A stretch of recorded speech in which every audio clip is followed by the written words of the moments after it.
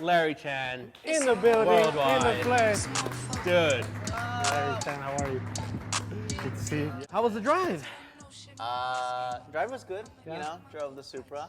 Nice, nice. Yeah. Do you get a lot of people kind of giving you the stare down with all the graphics and all I that just on there? try not to look at other people when I'm driving. I just take That's pictures kind of hard, man. I just take pictures of random people, take pictures of their license plates. Yeah, you yeah. got the Like, camera the shutter set goes up. off, the flash goes. Yeah, I kind of find that, you know, when I'm driving, sometimes it's like when I'm driving to Hako, it's like people are just like trying to catch your attention. Like, look, I want to say your car looks good. Yeah, and then you're just Yeah, like, I'm just like, I'm not gonna look, I'm not gonna, I'm too famous, I'm Nah, too nah, famous. nah. I roll my windows up. Yeah, oh, you got the old school? Yeah, I gotta roll them up, dude. I'm old school. Yeah, it's this side because it's right-hand drive. Oh, you look, even he knows. That's right. Yeah, I gotta crank it like this. Yeah, that's awesome. Can I just tell a little story to the audience? Yeah, go for it. First time I ever met you, SEMA show, 2018. Okay. You come up to the Toyota booth. Yes. And you hand me a pin, and I'm like, "What is this? I've never seen this Oh, before." what You the heck know, is this? it's like his business card. A toy? But anyways, I think later that day you put together like a quick rendering of what it would look like if the camera car became a pin, right? Yes. That's when it got the. I think that was the unveil, correct? Yes, SEMA? yes, that So was it the was first like, time. Yeah, it was the Yeah. hype, and it was. I think everybody kind of was just. I think the Corolla was new as well, so they were making a big deal out of it. And also another thing is, you know, meeting you all those years ago, it was a hobby for you and it wasn't your Yeah. full-time thing. Now Correct. you've created this movement and you've just changed car culture for the better single-handedly. And I think that is so important. On top of that, that pin that we ended up making, Yeah. I just, the amount people pay for that pin and the fact that people still hit me up for it blows my mind. You Dude, know, it's crazy. the last time I heard, it sold for $1,000.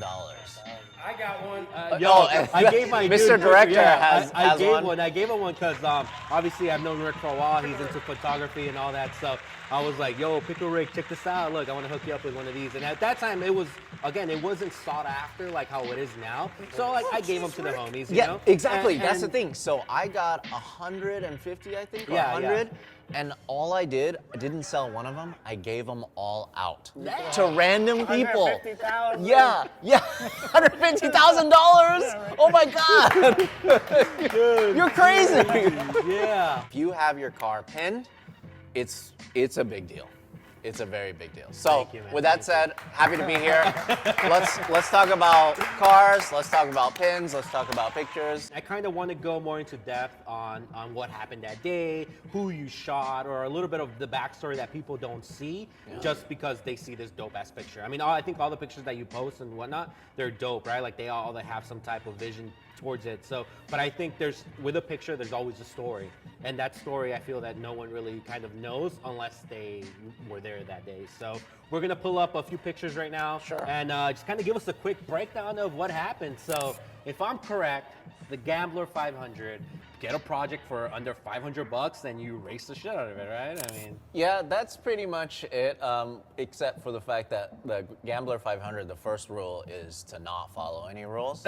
So it could be 500, 5,000, whatever, it doesn't matter. Then no one's checking the price. No, nobody's checking. I need your Yeah. receipts. Suspension. The thing is, so this is a great story. I shot this last year at King of the Hammers, and it was Oh, a okay, guy okay. who just built or bought this super cheap diesel Mercedes, like $200, and he put a bunch of parts on it and just drove around in the desert like this, and I had to stop him for a full shoot because this is the kind of thing that's really interesting to me. This is car culture at its finest.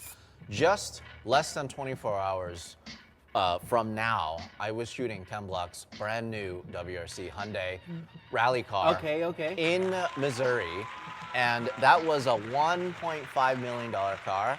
And here I am shooting a less than $500 car. Yeah. But the crazy thing is, I shoot cars that are $100 million or more dollars, but it's just the same to me, you know? It doesn't really matter. If it has a good story, and if it has like a good aura around it, in terms of like the car culture space, this guy loves his car just as much as so-and-so loves his 250 GTO Ferrari that's $90 million.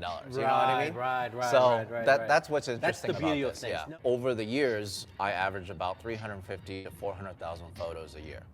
And so, which is quite a bit of How many photos. memory cards It's are a lot. going through? Let's just say it's nice to have a memory card sponsor. Otherwise, I'd be screwed. Hey, shout out to Yeah. Wise Advanced hey. Cars. Yeah. There you go. Yeah. All right, so this next one, it's in our hometown, man. I mean, I saw this video, I think when everybody was promoting it, and I saw it like full on, and was amazed the fact that it happened here in the heart of LA. So I mean, just the fact, like, how do you guys even go Three about Supras. shutting down the streets? You know where Three this was Supras. too. Yeah, correct. Yeah, this is just down the street from here. Correct, yeah. And you had a really good comment about this too. I think you were saying basically it's a car commercial that Toyota did, right? They commissioned Sweatpants Media, and I was there to shoot stills for, I guess, the ultimate car commercial, making fun of themselves. Right. And so they had like a guy playing like a high up, Like whatever. street guy. Yeah. The lawyer type, Yeah. you know, it's like, oh, well, we can't be doing any burnouts or anything. But anyways, with that said, we shut down the streets. This was shot over 3 days, the commercial. But the downtown LA portion, we shot it over 2 days.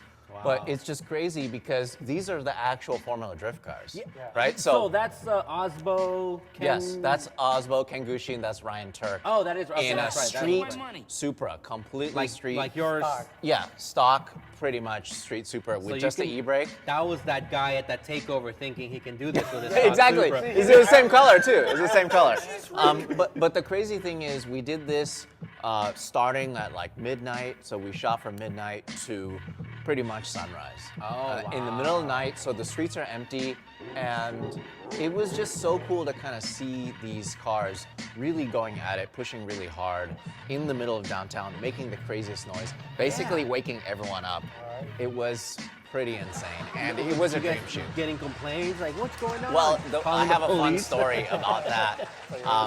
There was a bunch of people that came out in their like pajamas and like flip-flops, like they just got woken up. Yeah. And they're coming down the street and they're like yelling, whatever. And then we hear somebody on the radio say like, oh, we got a guy dressed in a purple, robe or some shit. and he's getting irate. And the funny thing is, he was standing next to me and my radio was on, so he heard me.